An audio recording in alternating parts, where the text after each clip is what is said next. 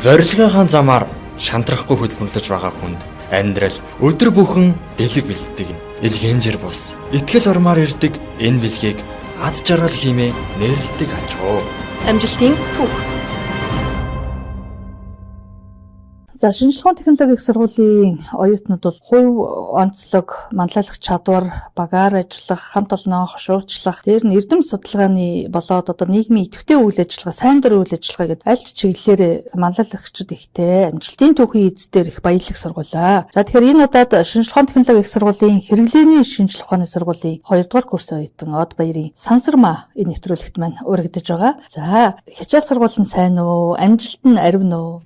Сайн байцгаана уу. Бүгдэнд энэ өдрийн мэндийг хүргэе. Хичээл сургууль өндрөө амжилттай эрдэм мэдлэг мал мэдээж аягаа дүүрэхийн тулд өдөр бүрхэн хичээж, чармаажаад хичээл суралцаж амьдарч байна. За тэгэхээр хэрэглээний шинжилгээ ухааны сургуулийг сонгосон бас нэг учир шалтгаан байгаа бах тийм ээ. 10 жилдээ өсвөрийн зохион бүтээлчтэй ахлах сургуулийг төгссөн. Тэнцэнэ робот электроник мэргэжлэр оюут шиг сургуулийн итгэмжлэгдсэн ангийг дүүргэсэн байгаа. Мэдээж Монголдо шинжилгээ ухааны талаар инженерчлэлийн чиглэлээр хэрэглээний шинжилгээ ухааны салбар маань Монголдо миний хувьд төрүүлж явдаг гэсэн үзэл бодолтой нана инженер мэргэжлээ илүү гүнзгийрэлэн судлаад орж ирсэн байгаа. Энэ чиний эзэмших одоо энэ мэргэжлийн гол онцлог нь юу гэдэг юм бол? Нано хэмжээс маань атмаас маш богино жижигхэн зүйл гэсэн үг. Тэгээ энэ мэргэжлэр бид яг юуг илэрхийлдэг гэх юм бол яг ярих юм бол хүмүүс бас жоох ойлгохгүй байх. Би богинохон хэмжээтэй тодорхой тайлбар өгье. Одоо жишээлбэл хүн болгон шил зүүдэг. Шил зүүхээр өвөл болохоор цантдаг. Бороо орохоор цас орохоор тэрэн дээр нь алддаг. Бид нар одоо энэ дээр юун дээр ажиллаж байгаа гэхээр тэрийг нано графин гэж зүйлээр бүрж өгөх юм бол тийчнээ пицгийн вакуум орчин үсээд ерөөсөө шил маань цантахгүй дээрээс нь бороо шороо орсон ч тэнд тусахгүйгээр шууд доошоо дагуулсаад явах тийм материалын мөн чанарыг өөрчилж өгдөг тийм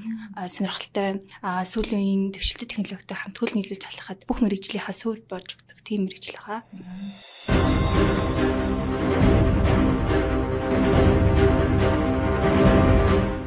За тэгэхээр хоёул амжилтын одоо сайхан түүх өдрөг оръё. 2 дугаар курсын оюутан гэхэд бол богино хугацаанд сайхан амжилтуудыг бүтээсэн байгаа бах. Энэ бол баг хамт олнороо бүтснээс гадна хувь хүний идэвх чармаас тусашгүй зориг тэмүүллийнхээ гал дүлөөр бүтээсэн их амжилтын түүхүүдэд дэлгэрэнгүй ярихгүй юу? За одоогоор бол одоо оюутны клубын ахлагч хийж явж байгаа. Багшийн туслах оюутны клуб. За энэ клуб маань ямар үйл ажиллагаа явуулдаг гэхээр дөнгөж оюутан болж орж ирсэн хүүхдүүд болон бусад мэрэгжлийн суурь хичээл үзэж байгаа бүх оюутнуудаа хоцроглоо ярилцах, мөн тэднийхээ хувь хүний хөгжилтөнд тулгуурлаж бид нар үйл ажиллагаа явуулдаг. Хүн ямар нэгэн зүйлийн удирдагч байхын тулд эхлээд өөрийнхөө мөн чанарыг ойлгож өөрийнхөө эзэн байх хэрэгтэй. Тэгээд энэ чанарыг олж авахын тулд 10 жилээсээ эхэлж одоо цагийн ажил хийж, мөн дээрэс нь надад чөлөө зовох юм бол сайн дурын ажилуулан тэнэлэг бүх сэтгэл зүрхээ зориулж хийдэг. Тэгээ альва жижигхэн зүйл сэтгэлээ гаргаж хийснийхаа үр дүнд бусад хүн намайг үнэлэх үнэлэмж нь өндөр. Би бас өөрийгөө үнэлэх үнэлэмж өндөр хэмжээний өөрийгөө олж боловсруулж чадсан гэж үздэг.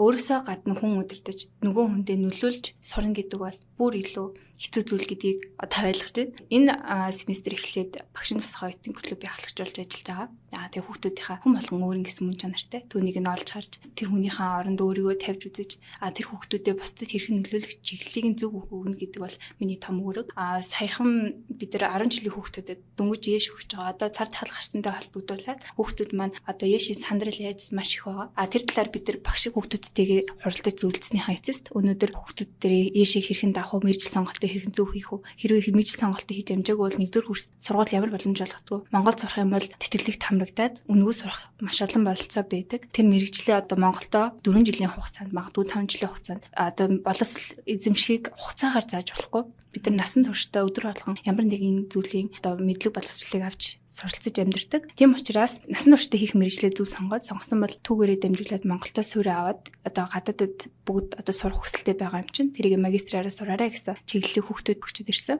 1-р курстээ ороод техник тэтгэлэг авсан. UB-ийн захирал мөн Эрдэнэ төлөөлөгчдийн хурлын дарга Отгон Баяр гэж хүнээс тэтгэлэг авсан байгаа. Тэгээ 4 жилийн хугацаатай одоо удирдал бүр нэг тэтгэмж авдаг. 2 дахь тэтгэлэг маань зориг сангаас авсан. 1 семестрийн хүрээнд. Тэгээд тэн дээр бас бид нар одоо Улаанбаатар хотыг хэрхэн хөгжүүлэх вэ? Хөвчлэн ой тэгвэл мод чиглэлээр үйл ажиллагаа явуулж төсөлтөөр ажиллаж явдаг. Урд дахь юм дээр тууштай чин сэтгэлээсээ хандаж явах юм бол ирээдүйн өв тал үргэлж нээлттэй байдаг. Дандаа өөр сэтгэлээр хандсныхаа урд нь одоо тэр захирал маань эргүүлээд одоо би өөрийн гэсэн хүнээ өөрийнхөө охин компанид гүйцэтгэх захирлаар аммаар байна. Чи манай компанид ажиллах сонирхолтой юу, чи боломжтой юу, чиний хичээлийн цагаар чинь тохируулаад ажиллая, хувирыг чинь уян хатан болгож болно гэд хэлж байгаа байхгүй. UB гүйцэтгэх захирлаар ажилд орох гэж байгаа. За баяр хүргэе. Үнэхээр бас ховор тохиолдол байна, тийм ээ? Харин тий мэдээж одоо оюутан хүн дээрээс нь залуу хүнийг одоо туршлагагүйгээд хэрүү харгийн ажил ер нь бол гүйцэтгэх захиралч гэлтгүү ажилд авах хэцүү болсон. Одоо энэ их итгэлийг хүлээлгэж одоо ажилд авах гэж байгаа Зотхон баярхтаа маш их баярлалаа гэж хэлье. Сэтгэл хангалуун байна гэдэг бол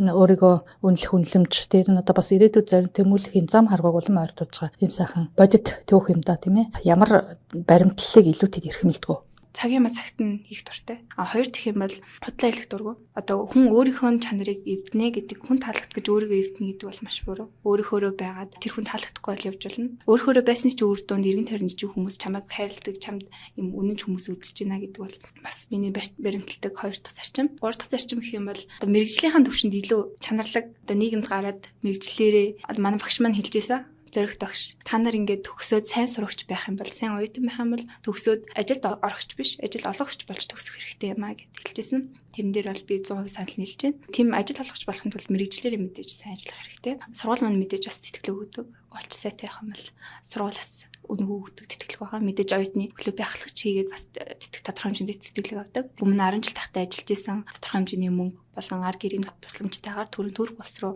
нанаа шинжилгээ ухааны инженерчлэлийн олон улсын улсын дээр очиод ирсэн байгаа. Сайн хөгжингүү орон биш ч гэлээ. Тэгэхэд нано технологиг аж үйлдвэр болдог хөгжүүлсэн. Газар зохион байгуулалт ямар сайтай байна. Тэгээд дээрэс нь миний мэрэгжил дээр одоо Монгол улсад мэдээж хөгжимгүй орон амьдрах тусам бид маш олон боломж байдаг. Яагаад гэвэл хүний өдөр тутамд тохиолдох асуудлуудад бид тулгуурлаж бизнес их маш олон төрлийн салбарууд байдаг гэж би боддог. Одоо мэрэгжилдээ сайн өдөр болгон мэрэгжилдээ дурлаж ингэж хичээл зүтгэдэг учраас багш нар маань бас үнэлээд олон улсын одоо Монгол дотроо дээд сургуулиудын профессоруудын уулзалтанд хүндтэй уулзалтуудад намайг бас урилга өгж оролцуулсан. Ямар сонирхол хоббитай вэ? Зөвхөн нэг өдрийг хэрхэн өнгөрүүлдэг талаараа хоббигоо хуваалцъя. За өглөө нэг ажилд төлөвлөсөн бол энэ цагийн өмнө сэрээд эртхэн кофегоо бэлдээд би бас нэг кофе уурах болон бэлтгэсэн сонирхолтой. Өмнө 10 жил тахтай тийм цаг ажил хийдэг байсан. Бариста болон роостер хийдэг байсан. Кофений одоо шинэлэг үнэр сэтгэлийн гормон гэж байдаг. Тэрийг маш өндөр хэмжээгээр ялгаруулдаг. Гэрээс гарахаас өмнө сонгодог хөгжим сонсох дуртай. Сонгодог хөгжим одоо миний одоо тэр өдөр төлөвлөсөн бүх ажлуудыг цэгцтэйгээр тайвнаар хүлээж авах сэтгэл зүг бэлдэж өгдөг. Тэрний дараа их сороос яг Bloomberg-ийн мэдээ гардаг, заримдаа үзэж амждаг, заримдаа үзэж амждаг. Гэтэ яг хвчлэн үзхийг боддог. Өдөр бол мэдээж надад байнга тэмдэглэлийн дэвтэр хөтэлдэг. Нэг сартаа бол нэг тэмдэглэлийн дэвтэр дуустдаг. Тэгээд тэнцэнэ бүх ажлаа төлөвлөгөөтгөө бичээд мартахгүйгээр дорн тэмдэглээд явах юм бол ажил маань яг тэр би одоо нэг мөрөөдлийнхаа дагуу бэлдэг гэдэг шигтэй. Эргээд харахад бүх ажил маань одоо чеклистсэн байдаг. Тэгэхээр их сэтгэл их гоё байдаг. Одоо өмнө жилийн сансармаа, энэ жилийн сансармаа хоёр яг өмнөх шатандаа байна уу? Аль эсвэл бол тэрнээс дээшилсэн байна уу гэдгийг харахад их дуртай. Миний амжилт бол тэрүүгээр өдөр болгоны одоо хүнтэй одоо тантай ингээ яриа сууж байгаа хүртэл миний одоо амжилт. Тийм болохоор амжилтыг нэг цэг гэж үзэх хэрэггүй. Хизээч бид нар одоо сургуулаа төгсөөд ажилдаа болоод өөр нэг компанид болоод амжилтанд хүрнэ гэж байхгүй. Өдөр болгон хүмүүс хоорондын харилцаа болон бүх зүйлс дээр амжилт жижигээр гарч ирдэг. Тэгэхээр ямар нэгэн цэг рүү өөрийнхөө хүсэл эмзэлгүй юм рүү битгийгүйгээрээ өөртөө таалагддаг, өөртөө сэтгэлтэй одоо хизээч хүн болгоны нас тодорхойгүй. Тийм учраас аль болох хүн туслаад цагаа зөв юмд зарцуулаад зөв юм зарцуулах тусам зорилгоч нь зөв байх тусам зөв хүмүүсээр чамайг хүрээлдэг болно. Чамайг илүү дээшээгээ татахын тулд хүмүүс өөрөө гуйдаг болно. Тийм болохоор илүү бүтээлч чадвартай, тууштай аваарай л гэж хэлсэн да.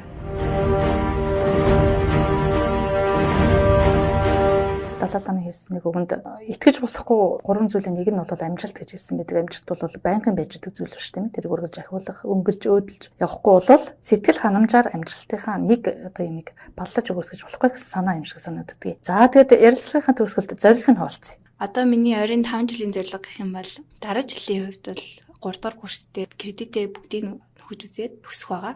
Одоо түрүү UB-д гүйцэтгэх захирлаар орно гэсэн. Тэнцэнэ 2 жилийн гэрээ ээж орж байгаа. Мэдээж тэнцэнээс сайн зорилготой тууштай ажиллах, тэнцэнээсээ улс төрийн мэдлэгийн талаараас тодорхой хэмжээний идэхгүй бол нано инженер гэх юм бол заавал тоног төхөөрөмж улсаас баталгаа хийж авдаг учраас тэр талын талаар манай залуучууд маань ч гэсэн улс төрийн талаар өөрөөсөө аль болох холдуулахгүйгээр илүү сайн тэнцэнэ мэдлэгтэй болоод мэдээж ярьдаг нь биш хийдэг нь аваасаа гэж хүсэж байна. Магистраар гадаадд сурах хүсэлтэй байгаа. Мэргэжлээ дээшлүүлээд гадаадын технологи манай Монголд хэрхэн нийцэх талаар сайн судалсанхаа үр дүнд буцаж Монголдо ирж компани байгуулах сонирхолтой байгаа. Мэдээж татна гэр бүлтэй болох гэж одоо ирээдүйд зорилго тавьсан. Тийм. Жам шүү дээ тийм ээ. Амжилтын түүх нэвтрүүлгийн маань зочноор шинжилгээ ухааны технологийн их сургуулийн хэрэглээний шинжилгээ ухааны сургуулийн 2 дугаар курсын оюутан Од Баярын Сансармаа гэж юм бүтээлч олон сайхан амжилтыг түүхэндээ дарахалж яваа шижигнсэн оюутан охин оролцлоо. Олон сайхан амжилтад дарахалж сансан зорьсон саяны сайхан энэ үйлс бүтээлээ биелэл болгон хэрэгжүүлээрэй. За баярлалаа. Өнөөдрөөс намайг өөрч оролцуулсан ихчтэй бас баярлалаа. Ингээд сургуулийнхаа зүгээс та бүхэндээ ажлын өндөр амжилт, сурлагын өндөр оргилыг хүсье.